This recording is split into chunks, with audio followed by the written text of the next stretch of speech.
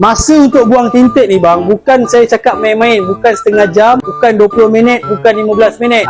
Dia bergantung kepada tinted lama abang. Kalau macam kereta Privy ni, dia pakai daripada kereta dia lawa nak mampus sampailah ada berkulat macam sini, baru nak tukar tinted. So kita ambil masa dalam 1 jam lebih. 1 jam lebih ni ikutlah abang tengok gam dia pun dah buang, still ada lagi. So kita orang kena cuci dulu, barulah kita orang kembali tinted baru. So macam kereta ni dia ambil spek yang ni 80, yang ini 80 juga, yang belakang ni 95. Dia tak lepas ini spek yang tak lepas. Ini customer nak bukan aku yang nak So yang ini pun kita orang akan buka. Kalau korang tengok intake dia, korang tengok dah naik gelembung-gelembung macam ni. Yang ini pun kita akan buka. So ambil masa dalam 1 jam ke 1 jam lebih, depend kepada intake korang. So paling sekejap pun kita orang boleh buat dalam setengah jam. Setengah jam kita orang layan, kita akan panggil 3 orang specialist untuk buka intake kereta ni.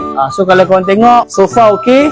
Cumanya dia perlukan masa dalam 2 jam 3 jam. Kat belakang aku ni wrap. Kalau kau nak wrap pun boleh, tak ada masalah, datang je.